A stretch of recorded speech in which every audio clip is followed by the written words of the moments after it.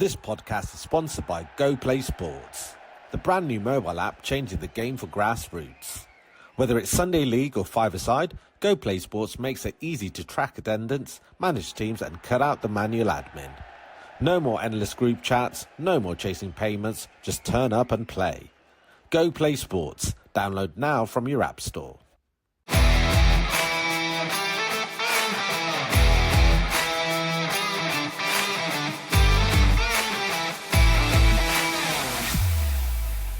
Let's cricket off.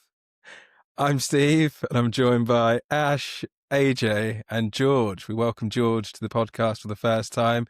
So this is a cricket special from Let's Kick It Off, and that is because it's the Ashes down under this Friday, starting in the early hours. And I was actually a little bit under the weather earlier this week, but I've realised it must have been Ashes fever, right? So sorry, I had to get that in there. Are you laying the groundwork in for a sick day on Friday?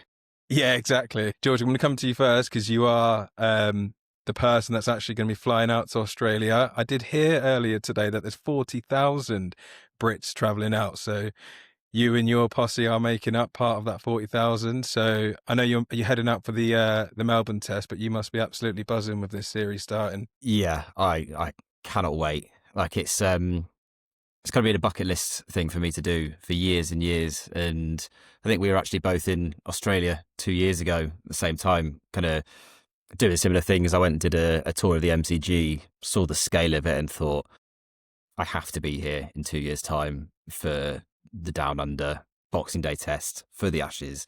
It just kind of has to be done. And it's kind of, I guess, to link to Man United a little bit. A couple of months ago, I did have the option of going to Bilbao, and it was, I could go to Bilbao or I could go down under for a similar price. On reflection, I think I've chosen well. I think you certainly have, considering the result out in Bilbao. So yeah, although the worry is that by the time I get out there, we're 3-0 down. But yeah, given that's true. Some of the injuries and some of what's gone on more recently, I'm a bit more confident that we'll be a lot more competitive than we have been the last few times. Yeah, nice. Well, Ash, I'm going to come to you next in terms of kind of your early memories of the Ashes. Like, what's the first Ashes series you can remember? Not to expose your age here, but yeah, what is the I first think series? you're going to do a good job. Unfortunately, I was too young for the Shane Warne ball in '93 at Old Trafford. So my first memories of the Ashes was 1997 and England winning it at Edgbaston, actually. Graham Thorpe and Nasser Hussain getting hundreds to win the game. And that was the start of the summer. And super excited because I thought we'd obviously go on to win the Ashes, but I didn't realise just how good the Australians were. They won 3-2 in the end. That was my first memory. But obviously, Steve, want to know about your first memory as well. Well, I think it's the same for the three of us, possibly. I know, George, your first memory is 05. AJ, is it 05 for you as well? 05, yeah, definitely, Yeah. I mean, we have to talk about 05 because I was, exposed my age here, but I was 13 at the time. And I remember actually because obviously it's started in the summer, right? It's English summer. We would have been on school holidays back then. And I remember I'd told myself, I'm gonna use the exercise bike this summer and try and shed a bit of weight. So I remember sitting on the exercise bike when Matthew Hoggard was, bowling that first spell at Lord's, right? It would have been. And I think he took quite an early wicket. Can't remember exactly, but I'm sure he took an early wicket. So I just remember watching that whole series. Obviously, it was on Channel 4 terrestrial TV, so made it really accessible. So yeah, we'll talk plenty about 05, but that was it for me. AJ, were you into cricket before that, or is that what hooked you in? Yeah, no, I was definitely into cricket before that. I mean, I remember Rob Key getting a double. Ash, correct me if I'm wrong, getting a double 100 the year before on Channel 4. Okay. Didn't he get dropped after that? Against the Windies? Yeah. That's it, yeah. First test of the summer, and that was probably my earliest cricket in memory. And then the 05, I remember it. Me and my brother, we'd play cricket in the garden.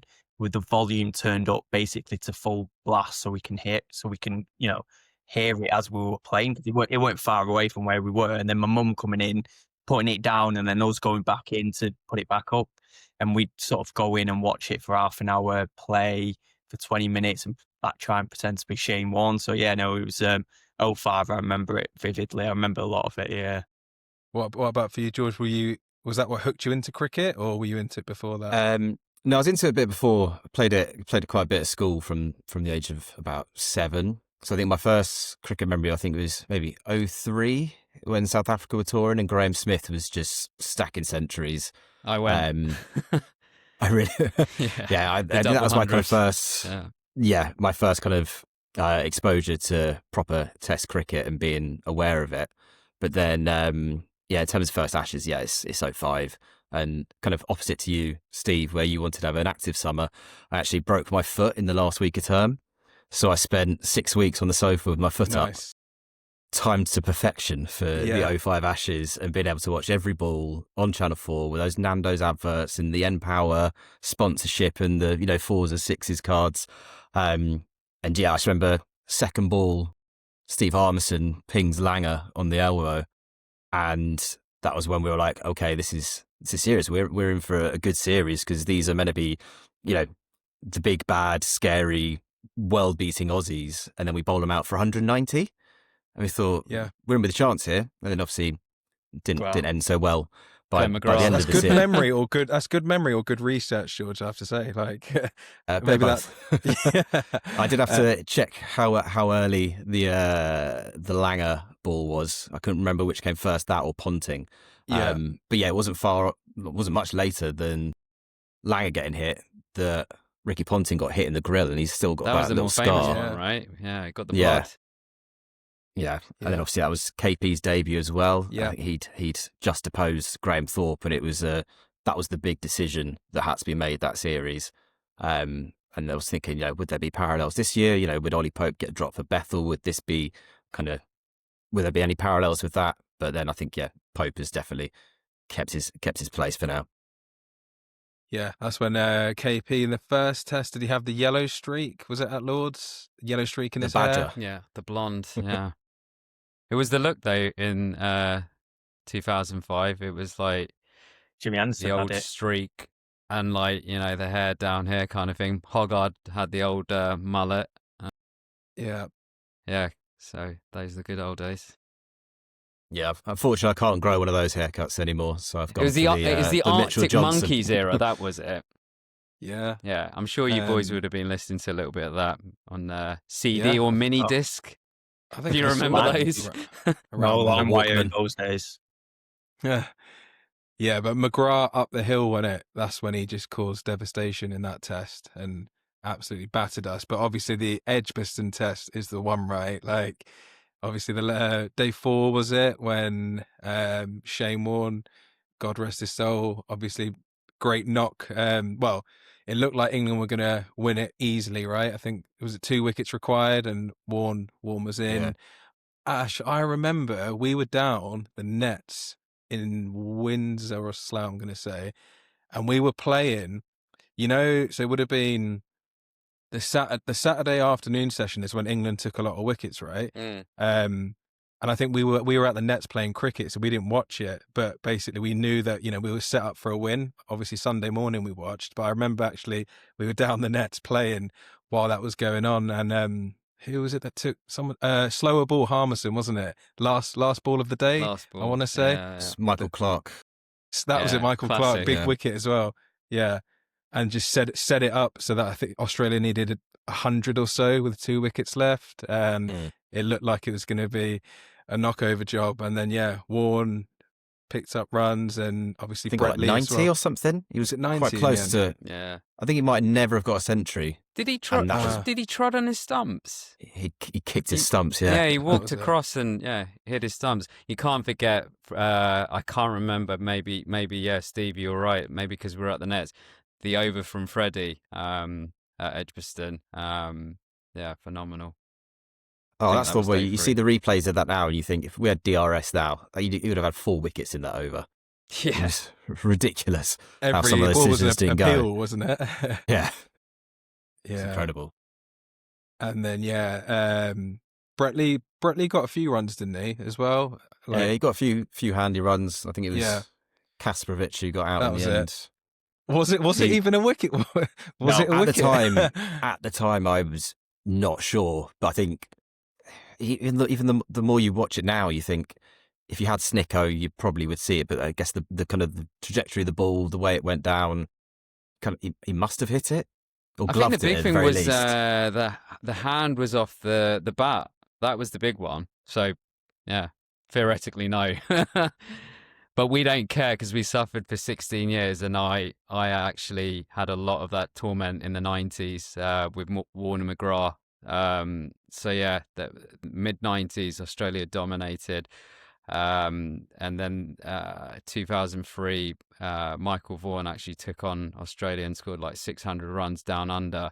That was a good series in terms of like we felt like we were a little bit competitive, but yeah, 2005 was when it all opened up. And yeah, thankfully it's been a bit more even over the last like 20 years. But yeah, before that, I think the 2005 victory was the first one in 16 years. So yeah, I had listened to many of those defeats on radio down under as well. I remember Darren Goff getting a hat trick once, and like the country went crazy. The good old days. And then as you mentioned before, Steve, Channel 4 had terrestrial coverage in 2005, but before that it was the BBC. I don't know whatever happened to that corporation, but yeah. Save that for another pod, won't we? Is that with the legendary theme tune, the BBC cricket theme tune? Exactly. Would that have, yeah. Do they still use Is that the one they still use for TMS? Yeah, TMS. Yeah.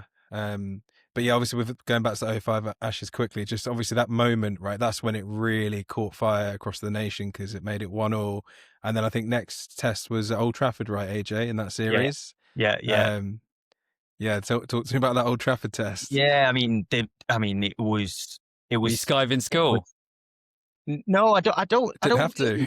Summer holidays, wasn't it? I don't really remember watching it live. I remember watching the box set off it afterwards that came out. But from what I can sort of piece together, England should have won that, and Brett Lee sort of held on for the final wicket, and the Aussies celebrated like a win. And I remember Michael Vaughan, subsequently talking about that moment, going, look at them, they're celebrating like they've won, we've got them here. And then obviously what happened at Trent Bridge with Ashley Giles, the King of Spain, scoring the winning runs. Again, we've talked about Warren nearly spun him to victory. That was a note that I remember where I was watching that. I was at a family member's house. I think, I can't remember where it was. And I remember that was quite nervy, and Warren nearly doing it. I mean, he took 40 wickets in the series, incredible. which was just To be on the losing side, taking 40 wickets. And ridiculous. I think he was like 35 or 36, so it was towards the end of his career as well. That's what was so superb about it. And he's regarded as the best spinner ever and one of the greats in AJ's top 5 sporting list, right, as well. Yeah. I mean, again, that'll be another pod, but he's definitely in my top 5 sportsmen of all time. I actually started bowling leg spin as a result of the 05 Ashes. So I don't know if you remember, it was like on BBC Sport, there was like a masterclass series where they had a few little videos, and Shane Warne was talking through the leg break, the googly, the flipper, the slider. And as I said, I had a broken foot at the time, so I was kind of there, one leg resting on a chair, the other leg standing up, playing with my little brothers, just trying to flip the ball out of the back of my hand. And then when I went back to school after the summer, I'd turned into a leg spinner and never looked back. Wow, that's where it came from then. It was very inspiring. I think just the way that there was no one else really doing that in cricket. And I don't think there's ever been anyone that has really done it since, as well as being a maverick on and off the pitch as well. And just the personality and the charisma, him in the comms box as well. I think, he's all-time great. Yeah, legend. Yeah, and as you said, George, we were out in Australia 2 years ago, and when you visit the MCG, you've got the worn statue outside, right? And yeah, just the MCG, just unbelievable place. The size of it is just incredible. So Yeah. Like, I've been to big stadiums before, but this is, bigger than Old Trafford, bigger than Wembley. And yeah, I just can't even imagine what it's going to be like on Boxing Day with yeah. possibly 1-1, 2-1 either way. I was going to say, we're going to be Everything in the 3-0 up, balance. aren't we? Yeah, we'll come on to We'll that. see. But yeah, so yeah, fast forwarding 20 years from that '05 series, we're now in 2025, and yeah, gearing up to this Ashes series down under. George, obviously you're buzzing, you're going for it. I think, it's very much going to be front and center of your mind. I'm interested to hear, like, from Ash and AJ. AJ, will come to you first. Like, what have you made of the build up to this Ashes series? Yeah, I mean, I think it's always quite sort of intense, especially when it's over in Australia. I mean, seeing some of the headlines today and over the last few weeks, I'm sure George will sort of see the newspapers a bit more when he's over there. But they're quite, I mean, they basically swear at the England players. Yeah, you wouldn't be allowed to say that in the UK, I reckon. So I feel like it's quite intense over here. I think You the know their build-up with- history, right? Yeah, no, of course, but come on, I think one of them called him a dick. Can we swear on this? Yeah, of course. Yeah. I think one of the newspapers called Ben Stokes a dickhead, and it's like, it's a bit much. Come on, we don't need that. But You think I'm a on clown, mate? yeah, that sort of stuff is fine, but the Aussies, I think they push it a bit too far. But anyway, I think over here, I think within the sort of cricket community, it does sort of catch fire. Within the wider community, probably not, and that's probably mainly due to the time difference. Not many people are going to be watching it from, say, 2 o'clock onwards, so they'll catch a bit of it. I feel like when the Ashes is over here in the UK, the whole country does get behind it. I think it's just a time difference and if you're a hardcore fan, like I'd say all of us are, and quite a few people we know, we'd be catching as much as we can of it, especially on the weekends and Friday nights. But yeah, no, I think also the fact it's on TNT, which is something that not everyone has access to, and I know Sky Sports is an issue.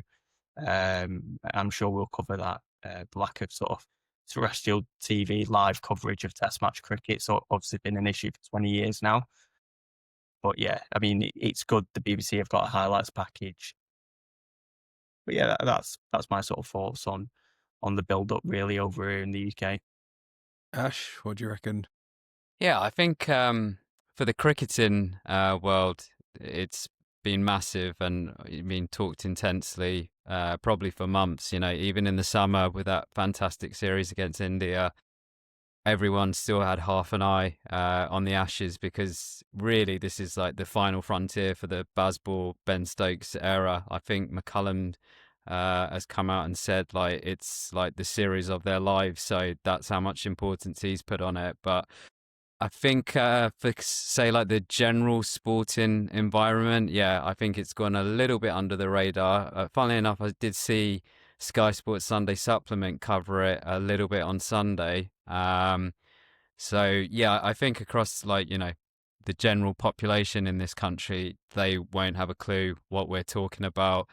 They're probably more familiar with like Home and Away and Neighbours, anything from Down Under or Kylie Minogue. So yeah, for me, I've been like, listening to, the previews and so forth. So yeah, obviously I'm massively looking forward to it. What's been your take, Steve, in terms of the coverage just generally outside of like the cricketing world? Yeah, so I'll be honest with you, like, if I wasn't kind of like, tapped into the cricket network, I wouldn't even know this Ashes series is happening, in all honesty. And look, there's a lot of shit in our newspapers at the moment in this country. Again, that's for another podcast, but like, I've not seen any like coverage on, mainstream TV. Not that I watch a lot of mainstream TV, I've got to be honest. My algorithms obviously are all more geared up for football. So I'm just like, yeah, if I didn't know it was happening, I'd struggle to see like much publicity around it. And I think it does kind of stems slightly from what AJ was talking about in terms of, it's on TNT Sport. Obviously, the time difference, I think that does play a factor. But I just think, given that 40,000 people are heading over for it as well, like, a lot of people look back at the days when 20, 30,000 went to support Ricky Hatton in Las Vegas, right? And the way that's talked about, I've not, if I didn't listen to a podcast earlier, I wouldn't have even known 40,000 have flown over. So I do think cricket are missing a trick a little bit. I don't know what the solution is. It's a very complex problem. George, any thoughts there? I'm inclined to disagree slightly with some of the points. I think the paywall point is important, but also it's quite big at the moment in the news about how people are watching football. The people who know how to watch a 3 p.m. football game will also know how to watch. Of course not. But the people who, know how to do that would know how to do it for cricket as well.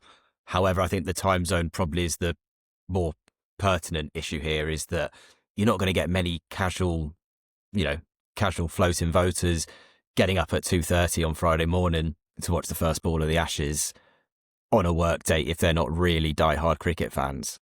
And I do also think that possibly the build-up has been an issue. In the 05 Ashes, using that as an example, we had a whole summer of ODIs before that. We had, I think, a 3-match series, just us and Australia. Because I remember, again, I was sat with my foot in a cast. I think we were playing the first match of that 3-match series, and it was the 7-7 bombings. And then before that, we had, I think, a 10-match. See, it was with Bangladesh and Australia and us as well.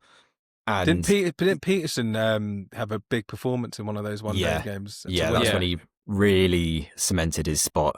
I think in the Ashes reckoning. But yeah, we had a big build-up in the home summer, whereas now we finished our home summer, amazing 5-test series against India, and then kind of nothing.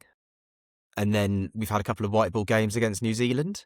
I was going to say, George, you don't think the public followed the New Zealand ODI series? I mean, not massively. No one's really getting up at silly o'clock for that. You might have, caught a slight BBC headline in the morning on your way to work, but no one's getting out of bed for that. I don't really know how you remedy that, because you obviously want them to be on the right time zone. You want them to get acclimatized. But it's hard. It's hard to try and gear people up for it. But like the Football World Cup next year, they're going to have games that are starting after midnight. And there's been a lot of chat about, pub licensing hours are going to be extended. Could they be doing the same thing for cricket? Extending the license a bit so, a pub can put on at least the first session from, 12 till 2:30 or 3 o'clock in the morning, at least try and, boost the economy a bit and give people something to enjoy at Christmas. I think, if Keir Starmer maybe was a cricket fan rather than a football fan, you mean an Arsenal fan? We might have been getting it. Yeah. I think maybe Rishi would have done it. He would have extended the opening hours for letting people watch a bit of the Ashes in the pubs. Yeah, no, that's fair. And maybe it will capture the front pages a bit more when the actual series gets going, right? So, it's not started yet. So, yeah, it'll be interesting to see once it starts how much coverage it gets. I think, yeah, absolutely, the time difference is massive. So, yeah, I guess let's get into it then in terms of this series. So, Ash, how are England shaping up heading into this series? That's a good question. There's been a lot of talk about the warm-up and preparation for the series, because effectively England played against themselves last week, and that's the only prep game that they've had. Not sure if you've heard Ben Stokes' quotes about former pundits and ex-players, has-beens. Has-beens, yeah. Yeah, because the cricketing schedule, as George touched upon, is far, far more busier these days. If you're going from a test series, straight into ODIs to T20 franchise cricket. So the calendar is packed. Interestingly, I don't know what the boys' thoughts are, or Steve, your thoughts on it. Funnily enough, Australia, they've been playing white ball cricket as well against India. Yes. And I've heard absolutely nothing about the Australians being undercooked. I know quite a few of the Australian players are playing, Shield cricket, which is their form of county cricket. But Yeah, I do think there's a lot of talk, whether it's a good thing or not. I mean, you actually listen to the has-beens. There's some of them who've played like 7, 8 matches, like these are like warm-up matches. It's made no difference, and we get thumped 4-0. I think a lot of the reason why it's talked about is because the last time we won down under in 2010-11, I think they had like 3 games.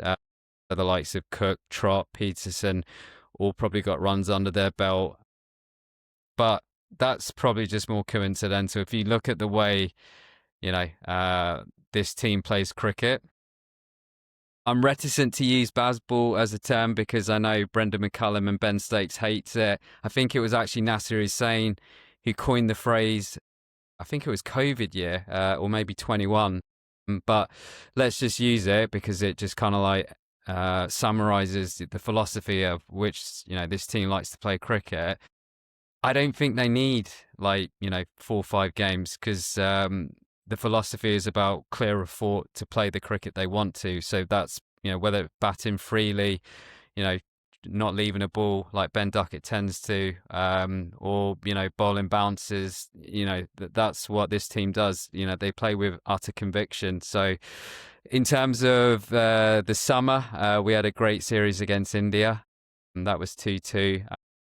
And that's the thing. This is an entertaining team. This is the critical thing for me. Like, I've watched many an England team, even, successful ones like the 2005 team and that 10 team. But in terms of entertainment, you cannot complain. Yeah, I think it's going to be a little bit like United. We're gonna see some highs and we're going to see some absolute lows. And the critical part will be what's in between all that. George, to the casual cricket fans out there, do you want to explain what Bazball is and what you make of that approach going into this series? So I guess it probably makes sense to, explain what Test cricket was before Bazball. If you were, happy to bat for 2 days and, finish on 450 runs, 500 runs, you'd call that a good day's cricket, even if you're going at 3 runs and over. Whereas with kind of Brendan McCullum and Ben Stokes, it was, we don't need 6 sessions to get this. We've got players that are good enough. We know that we can back ourselves. If we give the players the freedom to go out there and try and do it in half the time, go at 6 and over. I think that was, Ashley mentioned India was in, or post-COVID, we had the rearranged India game. And that, I think, was the first Bazball test. And Johnny Bairstow and Joe Root were just carted it. I think previously a 4th innings chase of 250 was seen as almost insurmountable, whereas they go, you know what, we're going to do this in 40 overs, and it's kind of about giving those players the belief to go out and do it. So someone like Zach Crawley, I think I was listening to something earlier and said, he's only got 5 Test centuries, he averages like 30 or something, but they know that he's got the skill set that can get under their skin, but also dominate bowlers in certain conditions. It helps that he's a massive tall batsman, probably someone we've not really seen since KP in terms of stature. But in previous regimes, they'd have gone, you're averaging 30, you haven't scored a century in however long, you're out, we're going to get someone from, the county circuit who's got loads of hundreds, but he scores at 2.5 and over.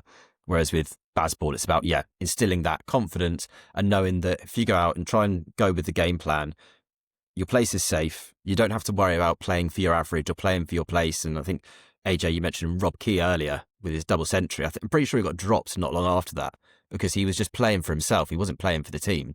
So I think that, that mentality that they've instilled, so winning mentality is a positive one. Not sure I fully subscribe to, moral victories. I think that's maybe taken it a bit too far, or saying that, other teams are copying us now when you've had players like Sehwag who, was doing Bazball before, Bazball was a thing. I think it's about Steve. People have done this before, but maybe not for a 2-3 year extended period. And I don't know if I've maybe put off the floating voters with the slightly rambling answer to your question, but I think in short, it's more about kind of the mindset and the attitude, being positive rather than being, I'm happy to, take 6 dots because I want to protect my wicket. It's actually, I'm going to try and see how many times I can attack them and how many runs I can get in these 6 balls. Yeah. And I think this actually speaks to what we were talking about earlier as well. Like, is there an element, AJ, do you think, where they've tried to make cricket more entertaining for the masses? Is that part of the philosophy, would Yeah, you say? 100%. I think Brendan McCullum's on record saying that, he wants the crowd to be entertained, and that's the big thing. Cricket, he's competing against football in the UK. It's competing against rugby, just in the sporting sense, but in an entertainment and a wider sense, it's competing against theatre, the cinema, staying in, watching Netflix, all that sort of stuff. AJ, Anthony Joshua versus Jake Paul is competing against. That's the competition that cricket's within.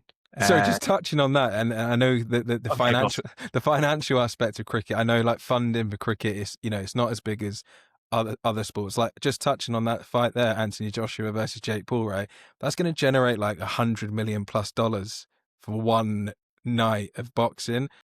Cricket's missing that type of proper money, wouldn't you say? I know the IPL has got a lot of funding, but English cricket. Yeah, they're trying to bring it in, and they've got investors into the 100, and that's such a convoluted and difficult discussion because you can't have investors without giving them something. And we've essentially sold them a month's worth of cricket. We've sold them part of the English summer. So you can't, get 100 million for I don't even know the team's names, Manchester Originals or whoever it is.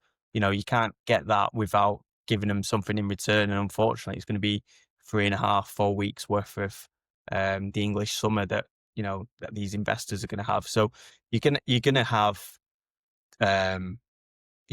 that's back to the point of entertainment. It's all going to come down to the razzmatazz of the IPL and the other leagues around the world. That's going to be the big sort of ticket, big selling ticket. Come and watch sixes and wickets and stumps flying everywhere, and that's where baseball comes into its own. Not just in a test arena, but you can see it, hopefully translating to the one-day side and the T20 side. Now Brendan McCullum's going to be in charge of the white ball stuff as well. Yeah. So let's get into the kind of like the lineup we're expecting then for England. So Ash, top order for England then. I know the 12-man squad has been released, so talk to me about the top 3, top 4 that make up the England batting lineup. Yeah, so in terms of the openers, I don't think there's any surprises there. Ben Duckett, who had a good summer, he'll obviously open up with Zach Crawley. As George touched upon, Zach Crawley's probably a bit of a debate in terms of if you looked at just his form alone, does he warrant a place in the team? He's a little bit like Ollie Pope, who's in at number 3, where he tends to get runs when he needs it, like when he needs a score. So I think the talk obviously before, especially the warm-up game that England had, was Ollie Pope's position, and was he going to get in? But because he's got like 190 on the board, he's going to be in. Joe Root, the best batsman in the world, period. This Australian Of all record time? thing. Ooh, No, yeah, that's a pod in itself. Definitely not for me. I mean, I grew up in the 90s, so I'd put Tendulkar and Lara ahead of him. But certainly this era of like Joe Root, Kohli, Steve Smith, Kane Williamson, I think he's certainly Test cricket, Fab which Four. I regard as the Fab Four. Test cricket What for about, me what is about number for one. you, George? Is he? That sounded like a leading question. Is he the GOAT for you? I think he's currently number 2. If he was to retire now, he'd be number 2 behind Tendulkar. But I think a few more years, I think Joe Come on, Root can AJ, catch tell Tendulkar. us. Lara. Where's Inzamam or Huck? Yeah, no, he's nowhere near that conversation, I'm afraid. Top 20 maybe, definitely not GOAT, but for me it's got to be Lara. Top 20. No, you're talking Root. Inzamam, aren't you? Inzamam. Oh, sorry. No. Jesus. I'm not off my marbles yet. Come but on, no, back your Lara's, boys, man. yeah, they're not. Sorry, mate. No. But yeah, no, Lara's the one for me. I'm afraid he's probably the best batsman I've ever seen, and obviously I've caught him towards the back end of his career. But he'll he is Bazball. You know, he will kill the game if he wanted to within a session and a half. I do want to Best talk about Joe Root's record, though, in Australia, because obviously that's probably been discussed for the last 2 years. So, like, since... But never scored a century, right? They called him I mean, Average Joe in the Aussie papers. today, yeah. So his I mean, average... if that's average, then fine. That's a Yeah, compliment, isn't it, exactly. for the Aussie Yeah. papers? I mean, it is interesting, though, because I remember the days when, you know, like, for example, Sachin can get 100 at Lords. I think Lara... don't think he ever got 100 at Lords. And I remember, like, the Sky pundits back in the day always used to talk about the likes of Kumar Sangakkara's record in England and Joe Wardner. So I do find it funny how particularly like Sky Sports pundits are now kind of like watering down, you know, why this is not a big thing. It probably isn't, because if Joe Root scores runs, irrelevant of 100 or not, England are going to win test matches down under. I think he will break the duck, so to speak. I think he will get the ton, because he's just in such superb form. Since COVID, you know, he's tweaked his technique, and you know, he's obviously scored a bucket load of runs in all formats as well. So I do actually think you know, we're good there. And then AJ's mate Harry Brook. He's, you know, he is the bright light, and like he is the sensation. You know, and Jamie Smith, obviously, wicket keeper, he's shown now in the summer that he can score runs. So batting wise, Steve, the runs are there. I think George has touched upon it with the way he's explained Bazball as well, that we'll get the runs quickly. And I think a lot of probably how this series is going to boil down is fitness of the fast bowlers, because you know, Mark Wood, you know, he's not played cricket I think since February, since his like knee surgery that he had.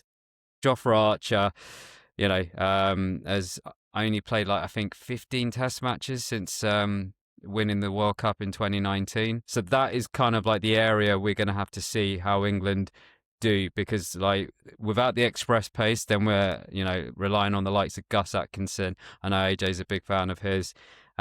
Cars, you know, these types of players. And obviously, you look at the Australian side in terms of bowlers, they're missing two of their best because of fitness. So I think fitness is going to be crucial over the 5 test match series, especially for Ben Stokes, you know, because he does tend to pick up injuries as well. I don't know what the other lads think. I was just going to say, just on Gus Atkinson, he's not played a lot of test cricket as well recently in the last sort of year or so. And in his opening few tests, it was noticeable in the second innings, he dropped from an average of 86, 87 miles an hour average speeds from the first innings to the high 70s, early 80s in the second innings, which is a massive drop at that level of cricket. That's a concern of mine. If he can keep those speeds consistent, because I think Gus Atkinson's fantastic. I think I think he's superb. I think he's got a big career ahead of him. I think in this series it'll be massive for us if he can keep his speeds consistent. He'll hit the deck hard. He'll nip it back away from the left-handers. I think he'll be great for England if he stays injury-free and keep his speeds consistent. Yeah, I think with the kind of injuries and fitness concerns, I think we've got 7 genuinely good, quick, fast bowlers that we will kind of almost have like a rotating cast, because Archer's not playing 5, Wood's not playing 5. I'd also be hesitant to say that, you know, Stokes will bowl in all 5 tests. We will pick and choose, rest and rotate, manage injuries, hopefully, as best as we can, to ensure that we have 3 or 4, or possibly 5, as we might open in the first test with, really good, genuinely fast bowlers that are fit, that can come in, run in, do 4 or 5 over spells, rest, 4 or 5 over spells, rest, and hopefully blow away this kind of shaky Australian top order with these bowlers. But they are, quite a few of them are untested in Australia, which is possibly the concern.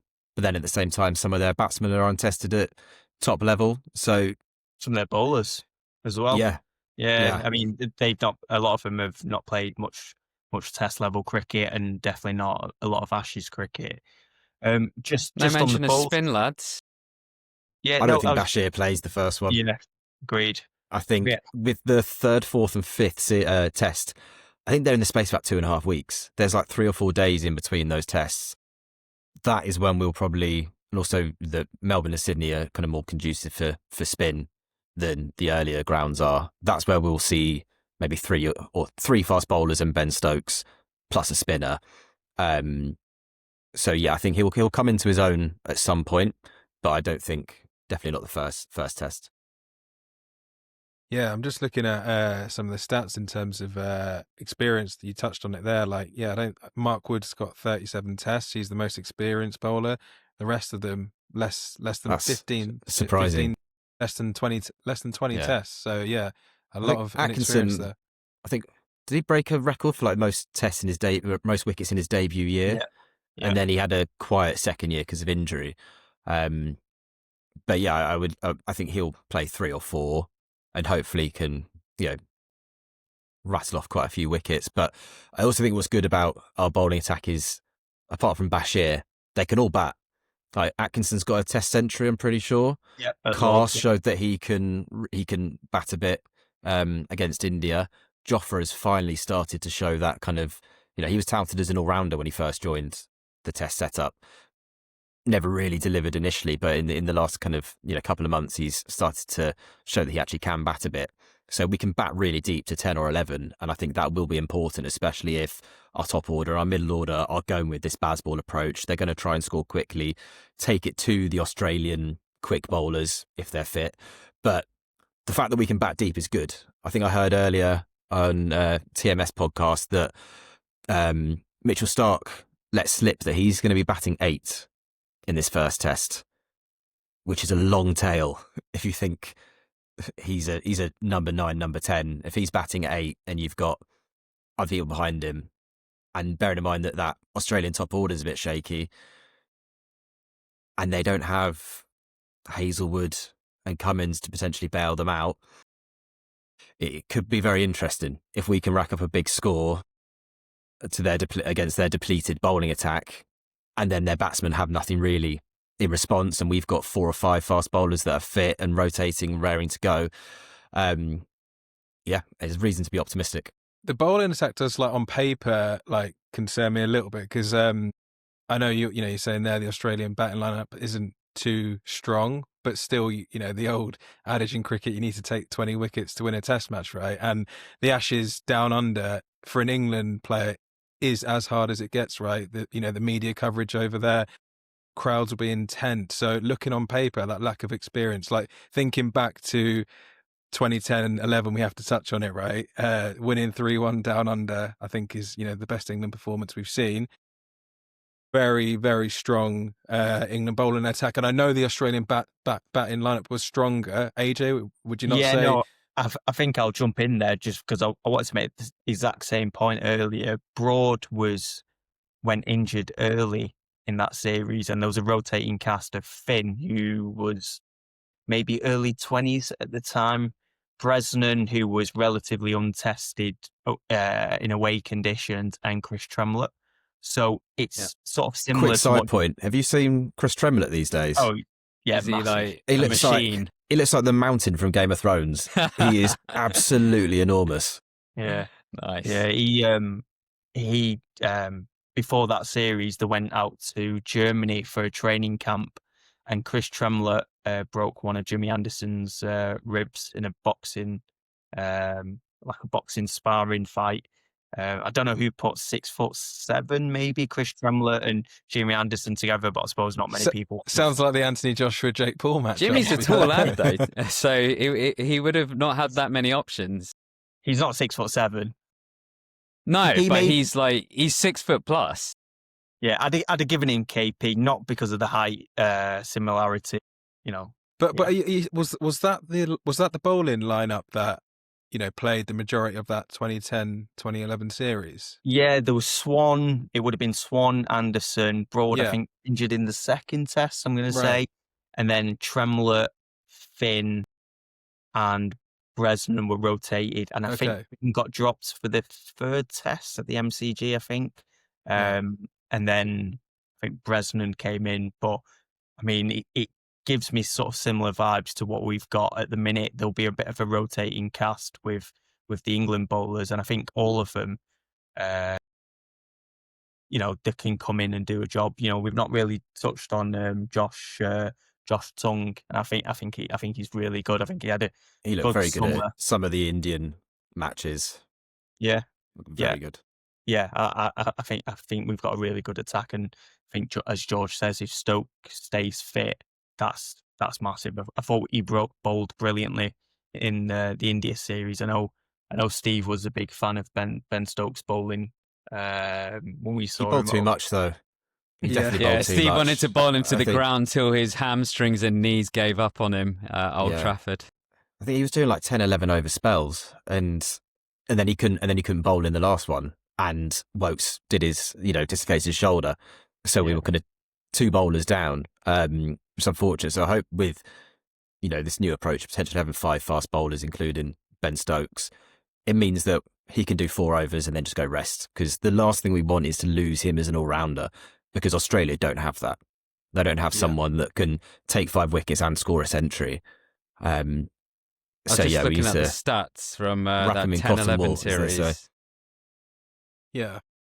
Jimmy got 24 wickets, and I do remember him getting the ball to reverse, and he caused. That's my memory. And Swan as well. Yeah. He did, how many did he Swan take? was class. That's what I mean. Like these 15. Yeah. I Yeah. reckon Finn took third some highest. wickets, was expensive. Was Finn? Is Finn? Actually- Is Steve Finn up there? Finney got 14 in 3 matches. Tremlett, that was the one. 17 wickets in 3 matches. So the yeah, last 3, wasn't it?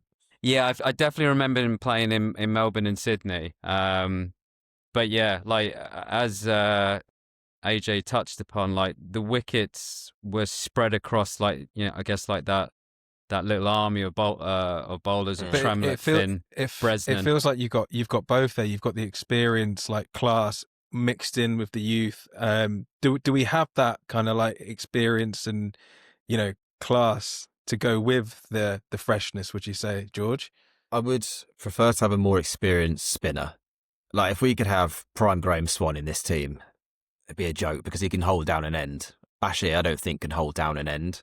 Out of Bethel interest, certainly George, can't. who would be your spinner if you could pick anyone currently?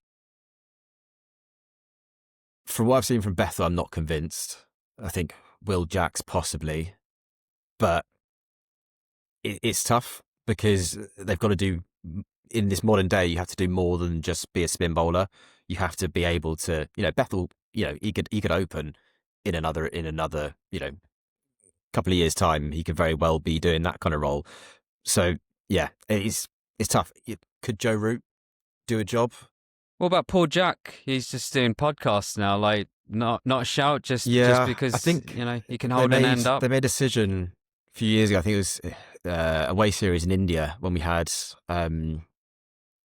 what's his? We had Bashir. We had Tom. Was it Tom something? Tom Hartley. Tom Hartley. Yeah, Hartley. Yeah. Who basically came out of nowhere, and they were like, "Yeah, you're gonna come to India." I think he was working at his parents' garden centre or something the previous summer, and it's he comes out and then he gets smashed around, but he gets a fifer.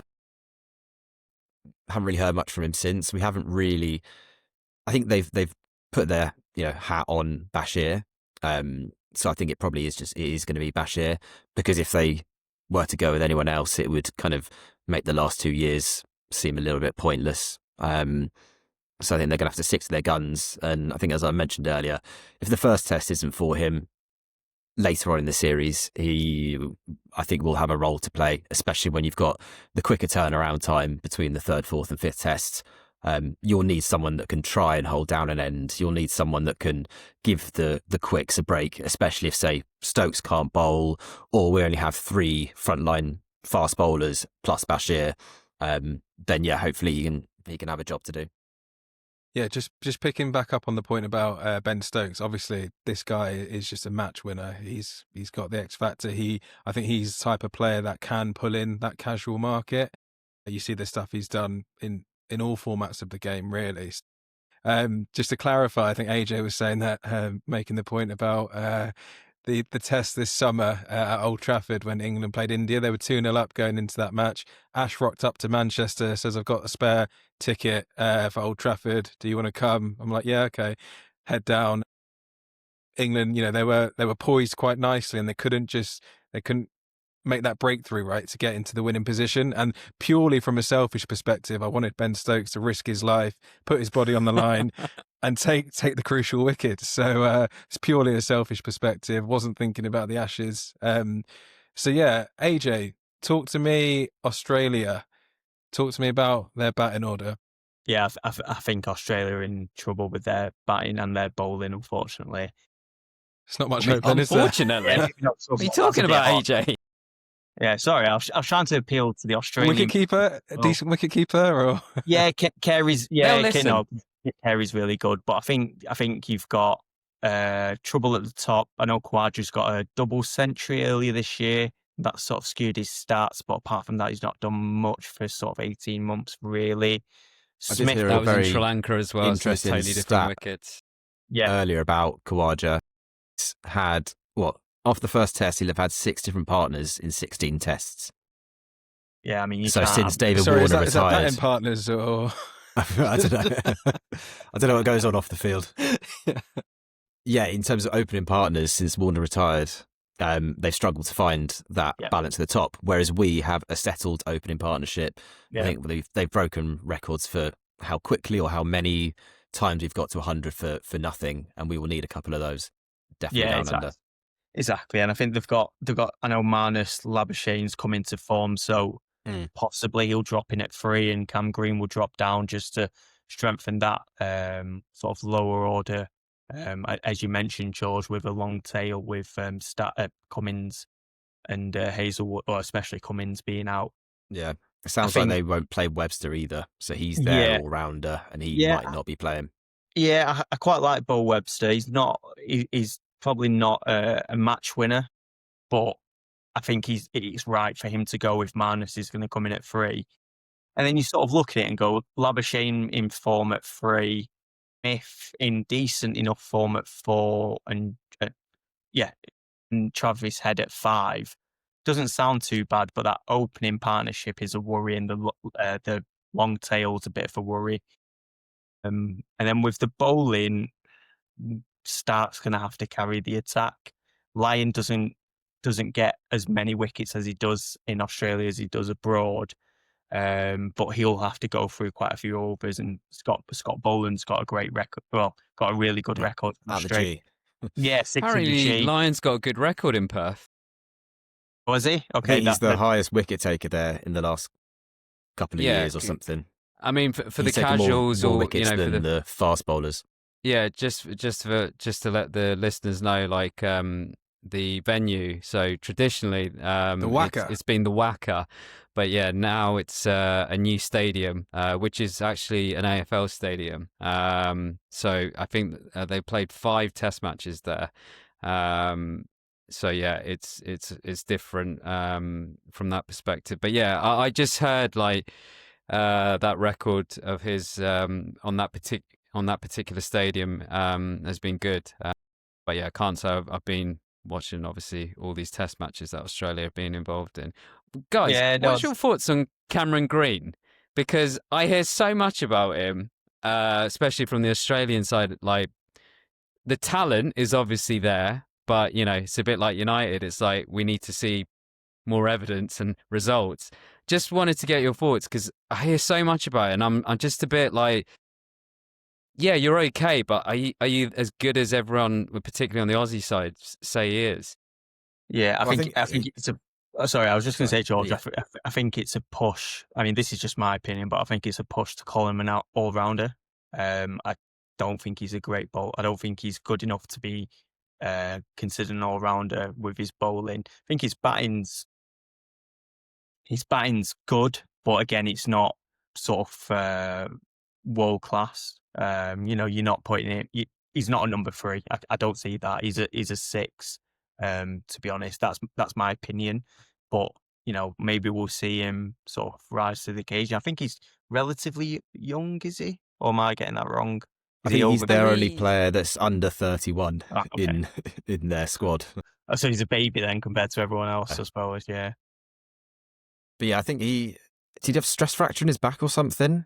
Because he Yeah. was missing for most of the last year, and he was kind of touted as, oh, this guy could be our all-rounder. He could be our Ben Stokes. He can bat, he can bowl, but he's still too young to kind of be one or the other or be particularly excellent at one or the other. But with regards to their quite long tail, if you can have someone like Cameron Green that can bat and can bowl, it then gives you a bit more flexibility in the lineup. To have some more specialists in there. You're basically freeing up an extra spot for a specialist if He's you can do 26. both. I just checked. Fair. Can I just pick back up on the top order? Because, I think we're talking here there's frailties in the Australian top order. Just looking at the stats, I know some of these guys aren't in the best of form. Usman, 84 tests, average of 43, pretty solid. It's nearly his age, isn't it? Yeah. Experience, how much does experience play? But Labuschagne, 58 tests, average of 46. It's pretty decent. Yeah, it's Steve probably Smith been brought down a lot over the last few years as well. Yes. I think he Fair. really So, started I get that. very well. On the form side, I understand that. Obviously, Steve Smith, we all know about. He's brilliant. 119 tests. It'll be his 120th test on Friday when this series starts. Average of 56. Travis Head tests 60 tests, average of 41. So I'm seeing a lot of experience on paper. And again, I know these guys aren't in the best of form necessarily, but this is where the top sporting occasions are different to your everyday series. We see it in different sports, right? So there's an element of form, yes, but it's like those big rivalries in football, right? Sometimes it's a one-off game or this is a one-off series. So if these guys with the Aussie crowd behind them, really tap into that, can you not see them pulling out the runs? Oh, no, absolutely. I can see Travis Head and Smith going on scoring runs, but I think form does come into it. England generally are better. Batters are in better test form. I think that's fairly easy to say, and I think the England batting orders settled. I don't think there's any real debate about the openers 3, 4, 5, 6, 7 all picks itself. And then the bowlers, they can all hold a bat apart, as George said earlier. Apart from Bashir, they can all hold a bat. Can't say that about Boland, Lyon, whoever comes in for Cummins and Hazelwood. I mean, Stark's not amazing with the bat. I mean, he can hold a bat, but he's at least one place too high. Without Cummins. Cummins is the one who can bat a bit. Yeah, I think they're going to miss him not just for his bowling. Yeah, he won him. I think the Edgbaston Test in the last Ashes series, basically, and it's an issue. I think England have got the advantage with the settled team. To be honest. Yeah, fair. The other point I've heard mentioned as well is and I think Ashley touched on it earlier, is the lack of preparation / climatization. So I understand the England boys, they're only doing a bit of nets in Perth. They've not played any. Have they played any practice games out in Australia? Just the one against another England team. Right. Yeah, the Lions. And whereabouts was that test? Park or a very local stadium. Right. Okay. It wasn't of anything of magnitude. I think I've heard some journalists say it wasn't even at warm up match pace. It was more kind of below that, whatever that is. Yeah. So I've heard that as a bit of a question mark, essentially, how much climatization they've done. George, you see that coming into it?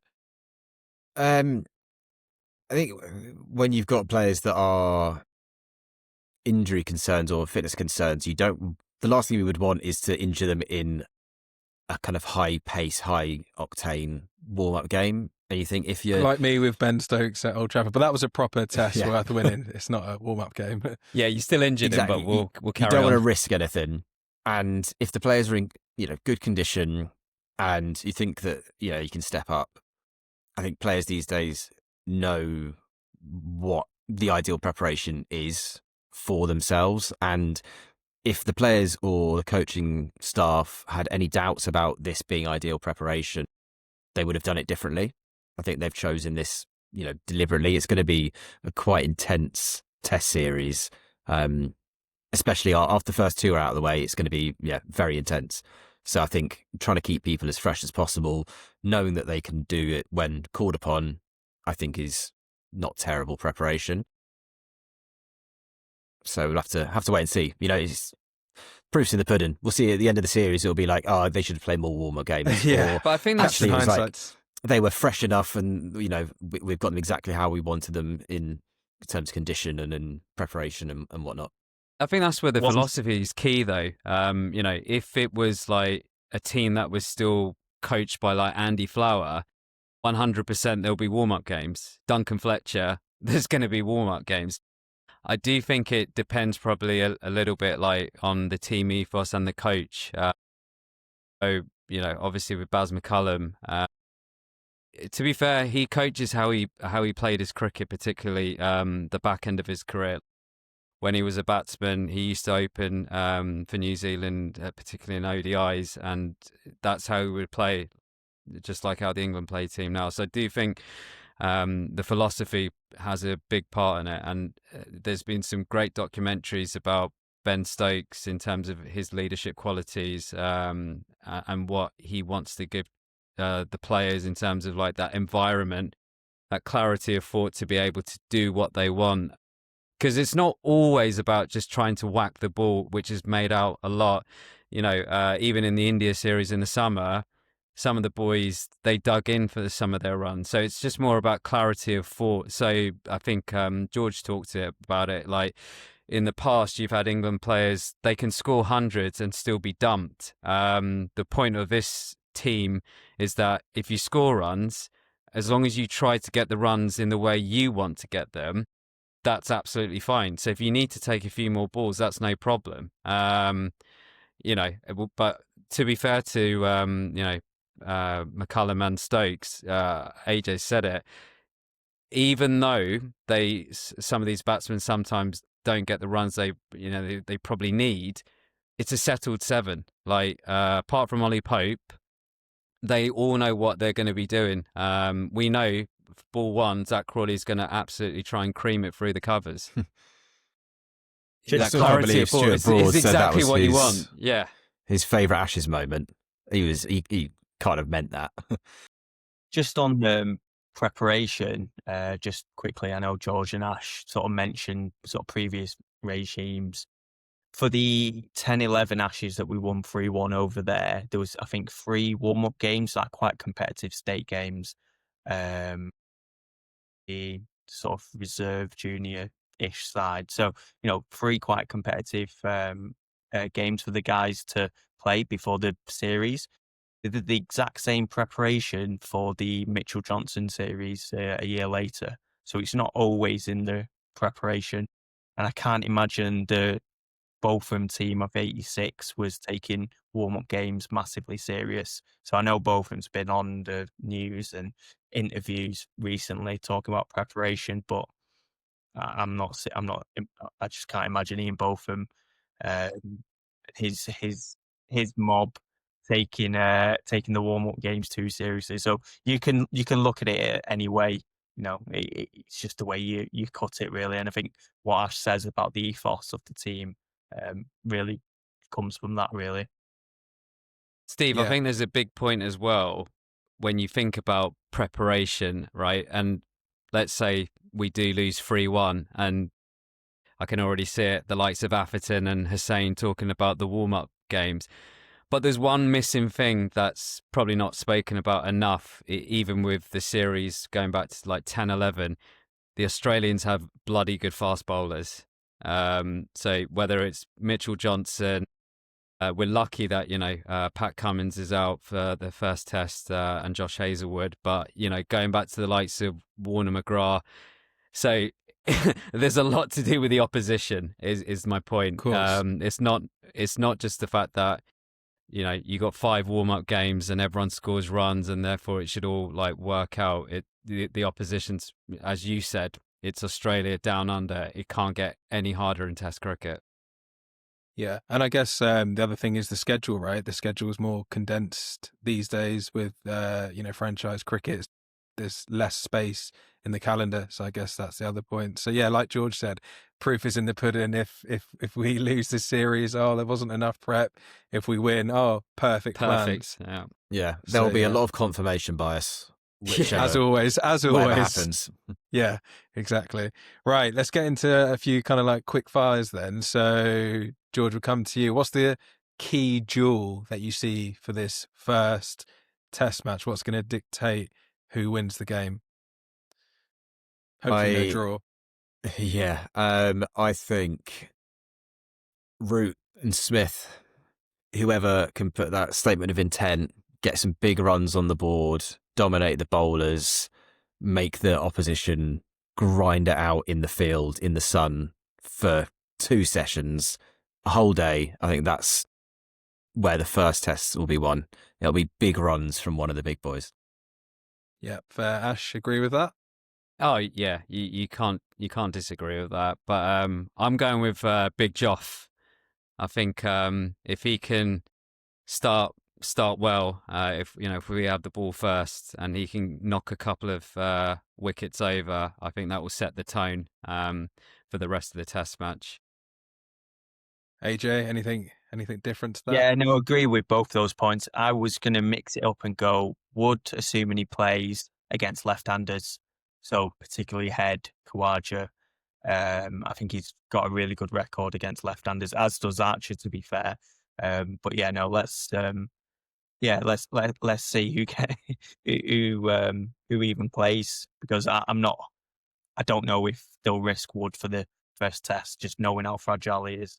But if he does What play, about you, Steve?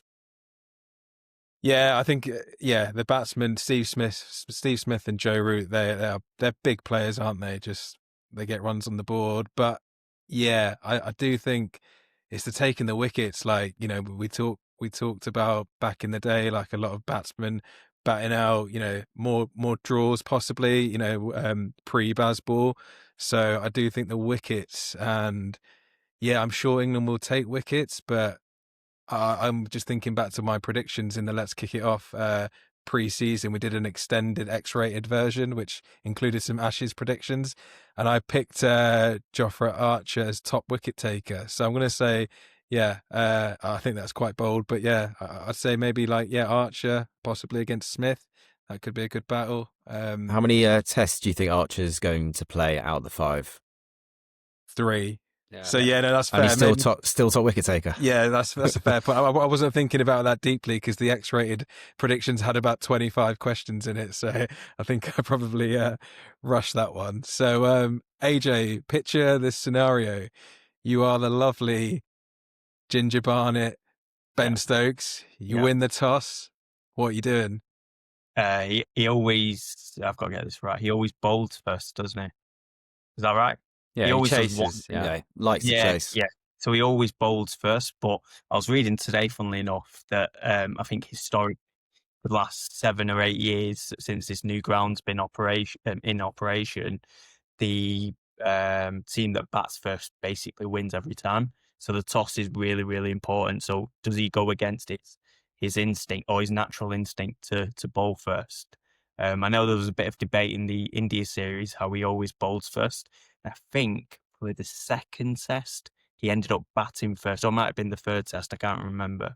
He ended up batting first and winning the game, if my memory serves me right. So he does every now and again go against his instinct, but it'll be interesting if he does do that this time. If he wins, I think bowling Stokes will first chase. and he'll playing Bashir. You think he'll bowl? I think first, you George? can't bowl first and have Bashir. You need him for the 4th innings.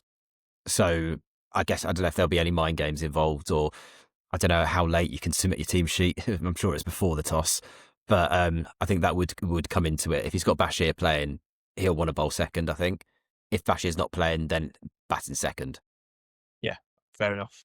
So if Australia win the toss, they're clearly going to bat first. Then would you 100%. say? I think they'll Yeah. bat first, and they can have Lyon in the 4th innings. Australia will definitely bat first. That's their philosophy anyway. Going back to Steve Waugh, Ricky Ponting, Captain Days, Mark Taylor, that's what they do. They bat first, get big runs on the board, and then put all the pressure on with the bowlers. I do think Ben Stokes, especially with his captaincy as well, he will do something out of the ordinary. And I think if he wins the What, toss, like declare? exactly. So I do see he will go against all the records, or against all the stats, and he'll go and chase. As long as the wicket is looking pretty even across the 5 days, I can actually see him still trying to chase, because that's So what you're this saying- England lineup do. Yeah, you're saying go against the blueprint in Perth, but stick to his normal blueprint of bowl first, essentially, right?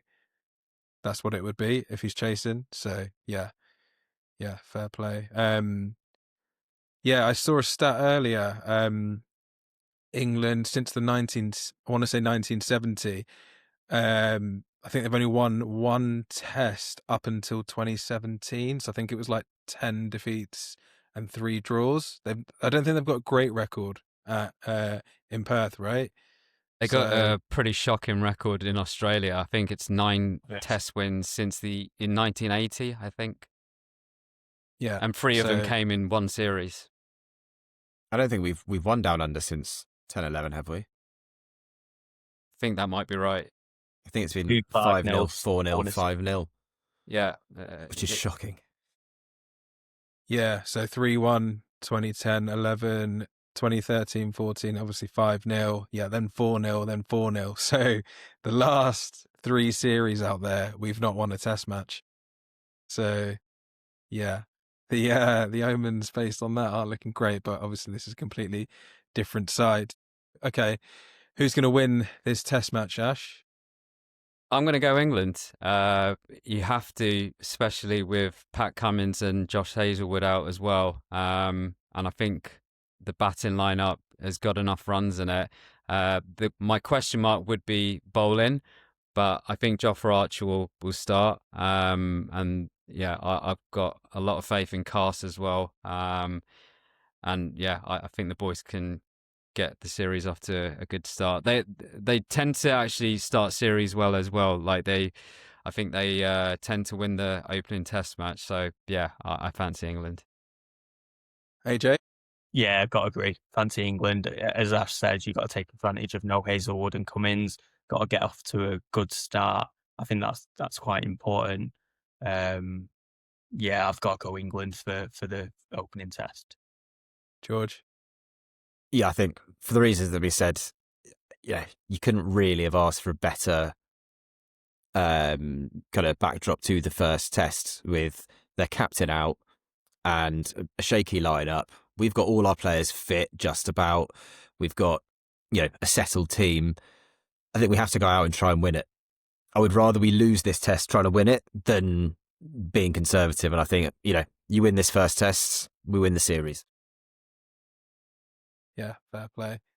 You know me, guys. I like to go against the grain, so I think Australia are going to win this one. Just I know the lineups. Look it on paper. England should win, but again, I go back to it. Big sporting occasions, Australia crowd behind them. I think they might pull some out of the bag, and England might get off to a bit of a shaky start in the series. Can obviously still get back into it, but. Yeah, lack of preparation, guys. They got out there too You late. sound like the Roy Keane of cricket, mate. on a slightly serious note, do you think the England players have got a tendency to be The pressure will come into it, of Well, course. I sort of look at India away a few years back when they won the first test. I think Pope might have got a double century or high 180s or 190s, and they went 1-0 ahead, and I think they lost the series 4-1 maybe, or maybe Yeah. 3-1. I look at the 4-1, yeah. Ashes. Yeah, and look at the Ashes a few years ago in 2023, 2-0 down, tight games, but you'd say Australia deserved the first two and brought it back to 2-2 and could have, again, for the Manchester Rain, could have won the series. India, in the English summer recently, should have won that on the last day and just completely didn't, Yeah, that was Harry Brook threw that one away, I think. I think is he bounced the that ball too hard. I We were think cruising. Jamie Smith was shot to pieces. That's my only concern. There's not that follow through from either a good start or, with the 2023 series where you could have won the Ashes. We've started well in big series before, but not followed through, and that's my only sort of concern really with this group. If Cummins and Hazelwood come back for the second test, I would tend to agree with you even more so. But that's what I mean. I think a lot of it depends on who is on the pitch for all of these test matches. It's hard to call. You could say a sandpaper call, right? But yeah, we will find out. But I'm confident in terms of the philosophy of this team. They know what they want to do on a cricket pitch. I'm not sure about the Aussies. I respect obviously the record and the career experience that Steve's talked about, particularly with Australia's like middle order. But yeah, Pat Cummins, everyone talks about the bowling. I think he's been massively underrated as a bowler captain as well. He's been superb since he took the role. Like, I never thought he'd be as good as he has been as a skipper. So even going back to Steve Smith, yeah, it will be interesting to see how he will be able to balance between his own batting, which he has struggled over the last few years, compared to his, hot streak spell. I think, by 2019. 2019. He was Exactly. something else. So, I mean, they've spoken about how he's been less obsessed with cricket essentially over the last few years, and that's helped him kind of like get some of his form back. But with the captaincy as well, he's got a couple of things to juggle with. So, it's difficult to obviously back against Australia down under because like the history and everything is with them.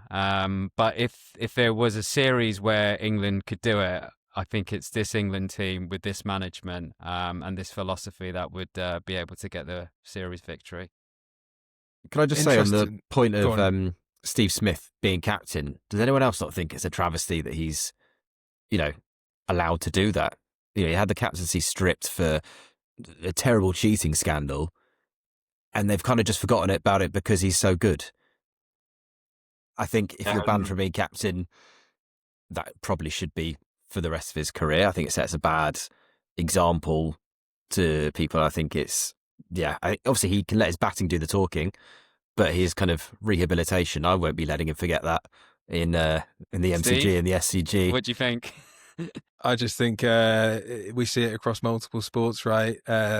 What people get up to, what they do, and it soon gets swept under the carpet and they carry on playing. So, yeah, I mean, maybe he is actually the reason why Australia are the favourites to win that first test, which will probably surprise the three of you with the bookies. No, I reckon the bookies would do that. Yeah, it's the way you talk, the way you boys are talking. It's we're the favourites, and obviously there's the English bias. But what I've said there, the bookies are backing out. And is it just the Australia factor, like it being in Australia? Home crowds, it's all those home stats, conditions. Yeah. Okay, so I'm not as stupid as I thought I'd look then. So right, predictions on the series. George, let you go first here. You're going to be out there for the last two. So what's the score going to be? I don't think there'll be a draw. I don't think many of them will go to a day 5. I think we'll get results quite conclusively. I think it'll be 3-2 to England. Nice. Hopefully, going down. If we're 2-1 down by the time I get out there, we win at the MCG, win at the SCG. That's why I'm giving you a It'll be defeat here in pandemonium. Perth. Set up the Now series. we'll win the first one, lose the day night, lose the third, win the fourth and fifth. Is there a day night then? The second test is a day Gabba. night, yeah? Yeah, Brisbane. It's 4:30 in the morning start. Interesting. So that's going to be better for good one the to UK for the UK hours then, right? yes, you'll be able to watch after. The- You wake up and you'll be watching lunch Yeah. after that's lunch interesting. and evening session, basically. So If the you can get first time past TNT, Steve. Yeah, well, we'll have to find a way to do that. But is that the first time I they've can done share a done login this? with you. No, I think they've done it. I think they did it last time because it's when they used the pink balls. Yeah, I think they- there was okay. a day nighter last series down under. So that's good. Yeah, even better if that series, even if it was a one-off game, could be on terrestrial TV. Like these are the things that could, widen the audience, right? But I know like TV rights and stuff aren't going to allow for that. But yeah, I think these are the types of initiatives that would help. Okay, so 3-2 George. Ash, what do you reckon? I'm gonna go 2-1 England. Very bold. 2 draws with Bazball. Weather. I'm gonna predict some weather in there. You wishing some rain, but George looks mortified. No, his sounds great. I mean, I'm hoping it's that. I mean, going into Sydney 2-2, that would be incredible. Where do you see the bad weather? Brisbane tends to have bad weather, but yeah, I'm going on a bit of my own history as well, watching Ashes cricket down under, where there has been weather involved in it. So I've obviously switched, Steve, from my original prediction, and that's another reason because like Pat Cummins, Josh Hazlewood not in the team. 600 wickets out the Australian bowling lineup, so I do think it changes. But yeah, definitely a punt saying Australia are only going to win 1 out of 5 down under. But yeah, let's give it a go, like Baz. AJ? 3-1. That was my prediction when we did the initial ones, and I'm going to stick with it. I'm not confident in terms. Just to clarify, 3-1 England, right? Oh yeah, 3-1 Yeah. England. Yeah, I'm not 100% sure on where there'll be bad weather. I think Ash and you guys are much more up to date with that, but possibly a couple of draws in there somewhere, maybe a few overs lost to rain, possibly. Yeah, I'm confident for England to win the series, to be honest. 3-1 would be beyond my wildest dreams, I suppose, because we don't have a great record. We've not won there, as you mentioned before. We've not won there since 2011. So yeah, that was our wildest dreams. 3-1. Yeah, exactly. Down under. Yeah, exactly. You'd sort of wake up in the morning and look at the score, and Jonathan Trott was still batting, and KP had got 100. And like, what is going on? It was just amazing. Yeah, it was incredible.